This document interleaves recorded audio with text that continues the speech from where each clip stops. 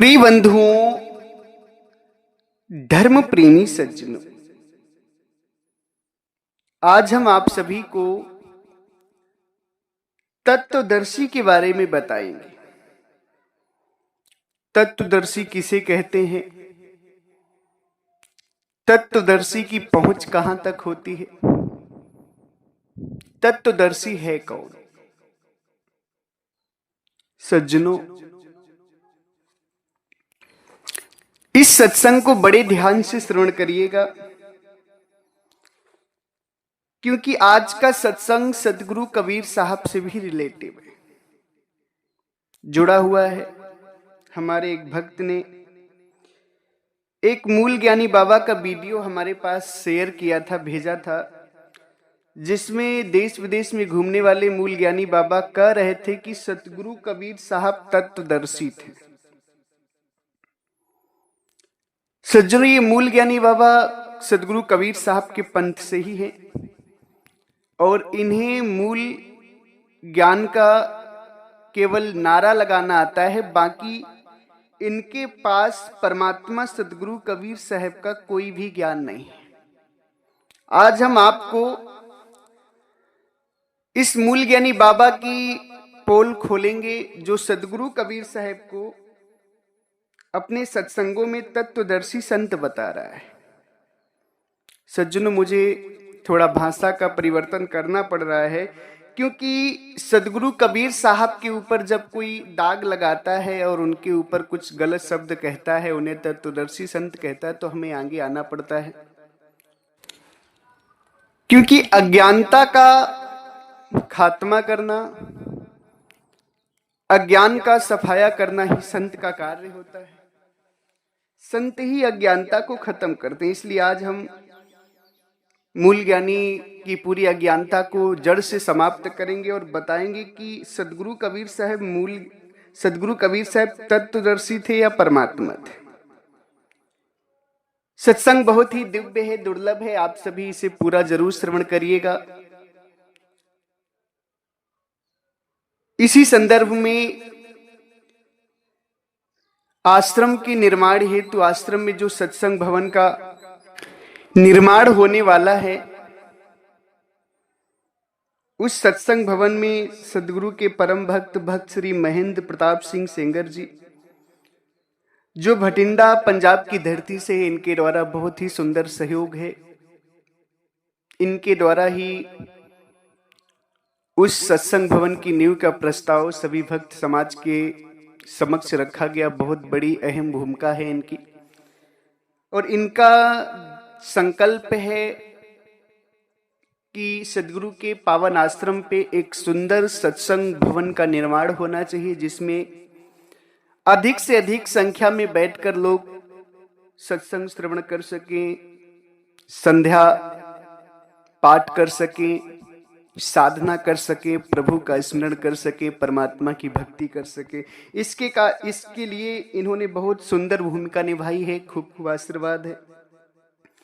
साथ ही साथ हमारे विनोद जी, जो समस्तीपुर से हैं, इनके द्वारा भी आश्रम की सेवा में, भोजन भंडार की सेवा में सुंदर सेवा अर्पण हुई है। खूब खूब आशीर्वाद है। सज्जनों, तत्वदर्शी का जो अर्थ होता है, पहले इसे समझना बहुत जरूरी है आप सभी के लिए, कि तत्वदर्शी कहते किसे, आखिर तत्वदर्शी की पहुंच कहां तक। सज्जनों, तत्वदर्शी जो है, जो तत्वों का ज्ञान कर ले, तत्वदर्शी उसे कहते हैं जो तत्वों का ज्ञान कर लेता है। तत्व क्या है? इस संसार में 5 प्रकार के तत्व हैं। अग्नि तत्व, जल तत्व, वायु तत्व, पृथ्वी तत्व और आकाश तत्व, पृथ्वी यानी मिट्टी तत्व। इस 5 तत्व से ये पूरी सृष्टि का भी निर्माण हुआ है, सृजन हुआ है, सृष्टि बनी है 5 तत्वों से। और 5 तत्व से ये आपकी जो शरीर है, जो इस समय आपने धारण कर रखी, यह शरीर भी 5 तत्व से ही निर्मित है। अब इस 5 तत्व के शरीर में 8 प्रकार के चक्र हैं, कुंडलिनियां हैं, कमल हैं, अनेक प्रकार की वस्तुएं जिनको लोग जानने में अपना पूरा जीवन लगा देते हैं। इसी 5 तत्व की काया के अंतर्गत अनहद नाद भी है, अनहद शब्द भी हो रहे हैं, जिन्हें ब्रह्मांडी शब्द कहा जाता है, जो आत्मा की कृति है, आत्मा के द्वारा प्रकाश भी हो रहा है, जिसको जानने के लिए, जिन अनहद नाद को सुनने के लिए अनेक ऋषि मुनियों ने कई कई वर्ष तपस्या की है और कितने लोगों ने अपने जीवन को इसी में खत्म कर दिया है। किसको जानने में? इसी 5 तत्व से निर्मित शरीर में जो कमल हैं, जो चक्र हैं, इन्हें जानने में, इन्हें खिलाने में, और जो ब्रह्मांडी शब्द हो रहे हैं, जो अनहद नाद हो रहा है, इनको जानने में बहुत सारे 3 लोक के संतों ने, ऋषि मुनियों ने अपने पूरे जीवन को खत्म कर दिया। कुछ लोग जान गए और कुछ लोग नहीं जान पाए। तो ये इतना बड़ा विषय है कि 3 लोक की भक्ति में अगर जो अनहद नाद का ज्ञान कर लेता है उसे सबसे उच्च माना जाता है। ये सदगुरु कबीर साहब की भक्ति में नहीं, ये जो 3 लोक की भक्ति, क्योंकि सदगुरु कबीर साहब की भक्ति तो 4थे लोक की, अमर लोक की है। तो 3 लोक की भक्ति में, यानी जो इन शरीर के तत्वों में जो आवाज हो रही है पिंडी ब्रह्मांड की, ब्रह्मांड में जो अनहद नाद की आवाज हो रही है, इसको ज्ञान कर लेना, इसको जान लेना, चक्रों को जागृत कर लेना, कमल को खिला लेना, ये एक बहुत बड़ी वो है। और जो ऐसा कर लेता है उसे संसार में तत्वदर्शी की उपाधि दी जाती है। यानी शरीर के तत्वों का जो ज्ञान कर लेता है, शरीर में जो ब्रह्मांडी शब्द इनका जो ज्ञान कर लेता है, उसको जो है तत्वदर्शी की उपाधि दी जाती है। मगर हाँ, एक चीज है कि जो इन तत्वदर्शी होता है वो अमर लोक देश नहीं जा पाता है। वो इस शरीर में ही साधना करता है और अंत में शरीर छूटने के बाद 84 जाके फिर शरीर धारण कर लेता है। मुक्ति उसके पास नहीं होती, तत्वदर्शी के पास। अब ये मूल ज्ञानी बाबा कहते हैं कि सतगुरु कबीर साहब तत्वदर्शी थे। मैं कहना चाहता हूं कि तत्व से ये सृष्टि बनी है और तत्वों से ये शरीर बना है, संसार बना है, 5 तत्वों से। और सतगुरु कबीर साहब कहते हैं, अपनी वाणी जो है, अपने बारे में सतगुरु कबीर साहब कहते हैं कि 5 तत्व गुण 3 के आगे मुक्ति मुकाम, तहां कबीर घर किए गोरख दाते न राम। सदगुरु कबीर साहब कहते हैं कि देखो, 5 तत्व गुण 3 के आगे मुक्ति मुकाम। सतगुरु की जो असली भक्ति है, जो असली मुकाम है सदगुरु परमात्मा कबीर साहब का, वो 5 तत्व 3 गुण से अलग है, आगे है। वहीं सदगुरु का स्थान है, घर है परमात्मा का। ना वहां गोरख पहुंच पाए, ना राम पहुंच पाए। तो सज्जनों, जो ये मूल ज्ञानी बाबा सदगुरु कबीर साहब के पंथ में आते हैं और उनके नाम पर लोगों से मांग कर खाते जीते हैं, देश विदेश ऐश करते हैं, वो कह रहे हैं कि सदगुरु कबीर साहब तत्वदर्शी थे। और सदगुरु कबीर साहब कह रहे हैं कि 5 तत्व गुण 3 के आगे मुक्ति मुकाम, तहां कबीरा घर किए गोरख दत्त न राम। सदगुरु कबीर साहब ये 5 तत्व 3 गुणों से आगे का ज्ञान अपना बताते हैं।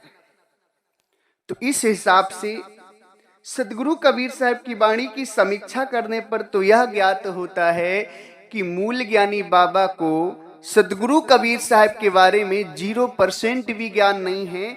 और ये सदगुरु कबीर साहब की छवि को धूमिल करना चाहते हैं। क्यों?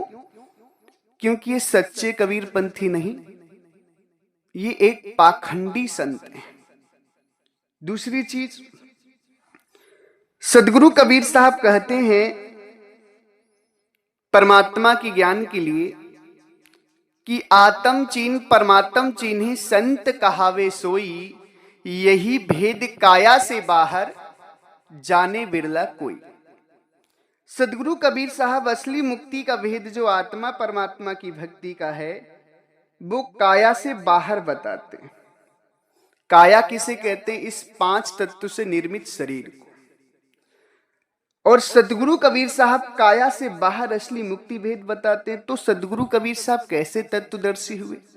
क्योंकि तत्वदर्शी उसे कहते हैं जो इस काया के अंतर्गत रह गया, इस काया का ज्ञान किया, अनाहद नाद को सुना,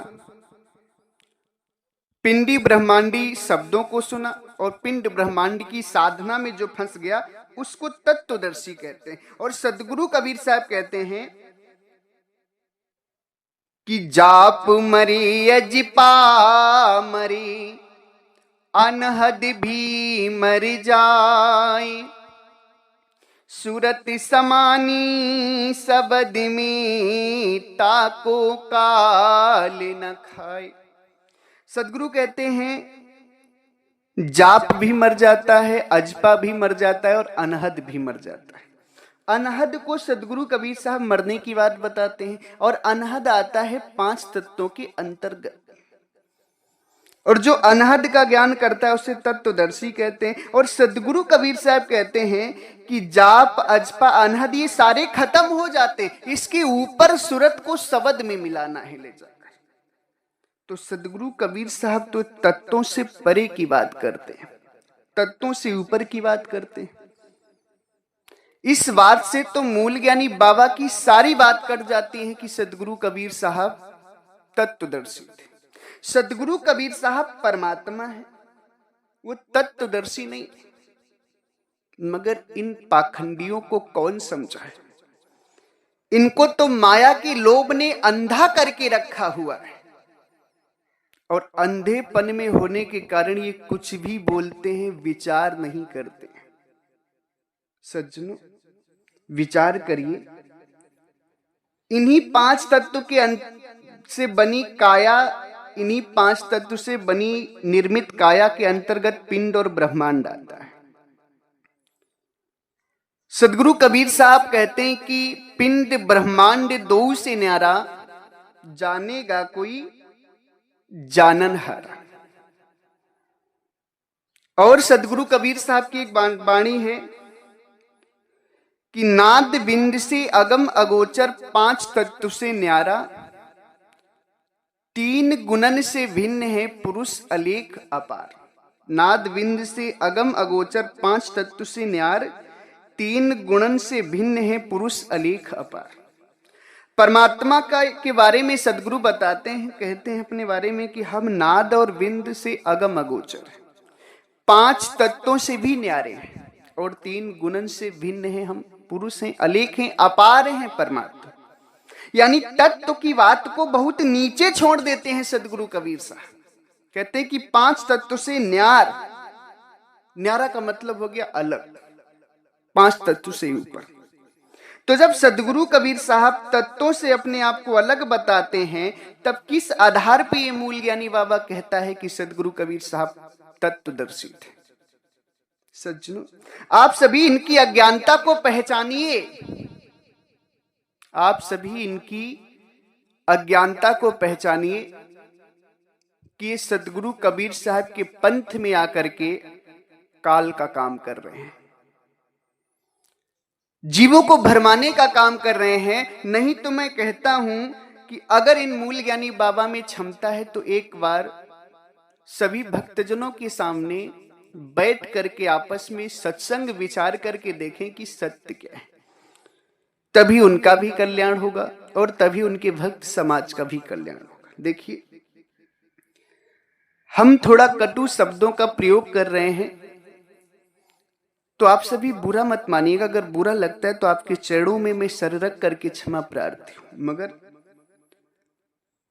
ये कटु शब्द जो हैं इसलिए बोले जा रहे हैं ताकि थोड़ा सा विचार हो, और सदगुरु कबीर साहब के प्रति कुछ भी बोलने से पहले 1000 बार सोचा जाए कि हम क्या बोल रहे हैं। सदगुरु कबीर साहब के ज्ञान से मिलाकर ही कोई बात बोली जाए, समाज में, ताकि भक्तों को सही दिशा मिले। हम भक्ति के लिए संत बने हैं और सत्य चीज को बताने के लिए।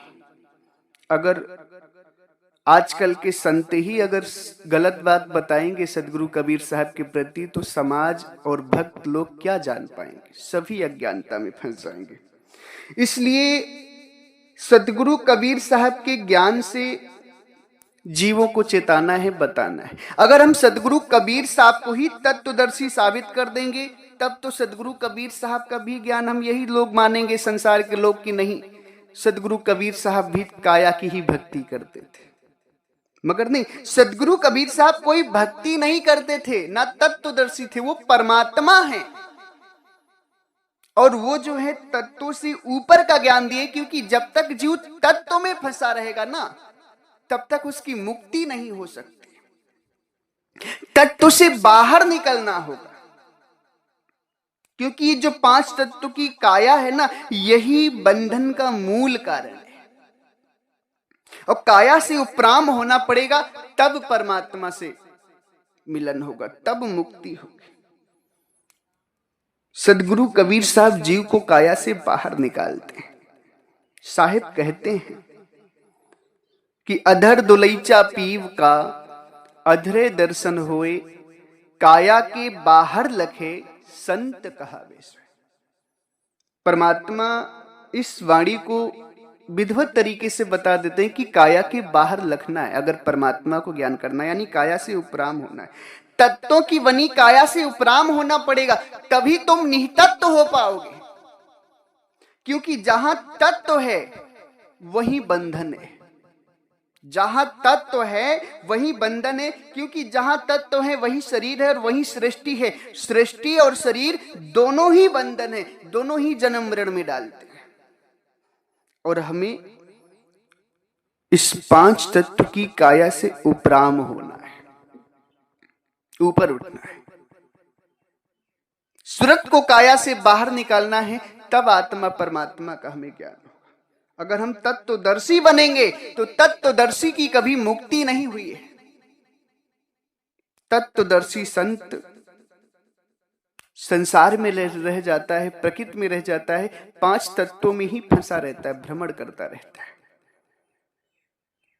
इसलिए तत्वों के ज्ञान करने में अपने समय को नष्ट आप सभी भी मत करें। काया से बाहर की साधना करें, तत्वों से उपरांत हो। 5 तत्वों से इनसे उपराम होंगे, तब जाके आपको वास्तविक ज्ञान मिलेगा परमात्मा का। अगर इन तत्वों की भक्ति करने में लगे रहेंगे ना, तो साहिब कहते हैं बार बार जन्म और मरना पड़ेगा। इसी 84 में चक्कर लगाते रहेंगे आप सब। इसलिए मेरा निवेदन है हाथ जोड़ करके मूल ज्ञानी बाबा जी से कि सदगुरु कबीर साहब के बारे में कुछ भी बोलने से पहले आप सोच लिया करें कि आप जो बोल रहे हैं क्या ये बात सत्य है, भक्त समाज में क्या संदेश फैलेगा। हमारी आपसे कोई दुश्मनी नहीं है, कोई बुराई नहीं, आप संत हैं, हमारे भाई हैं। मैं आपकी निंदा भी नहीं कर रहा हूं। अगर आपको लगे कि आपकी निंदा है तो मुझे क्षमा करिएगा, मैं आपसे क्षमा प्रार्थी हूं, मगर ये नहीं है कि मैं आपकी निंदा कर रहा हूं। हम आपको भी एक सही दिशा दिखा रहे हैं कि आप भी सदगुरु कबीर साहब की वास्तविकता को समझें कि वो तत्वदर्शी नहीं, वो परमात्मा है। और जब तक आप उन्हें परमात्मा नहीं मानेंगे तब तक मुक्ति भी नहीं होगी। क्योंकि जब तक परमात्मा नहीं मानेंगे उनको, तब तक आपका प्रेम नहीं जगेगा, भाव नहीं बनेगा। और भाव प्रेम नहीं होगा तो भक्ति नहीं हो पाएगी, और भक्ति नहीं हो पाएगी तो मुक्ति मिल नहीं सकती। इसलिए सही बात को जाने, हमारी आपसे कोई दुश्मनी नहीं है। हम आपके शुभ चिंतक हैं, हम सभी भक्त समाज के शुभ चिंतक हैं। और उसी लिए हमने ये बात को रखा है ताकि आप सभी इस अज्ञानता में कभी न पड़े कि सदगुरु कबीर साहब तत्वदर्शी थे। वो परमात्मा है, उन्हीं से हम सभी का कल्याण होता है। और वो तत्वों से ऊपर के ज्ञान को बताते हैं। इसलिए आप सभी कभी तत्वों के ज्ञान में फंसिएगा मत। तत्वों के ज्ञान में फंसेंगे तो मुक्ति नहीं होगी।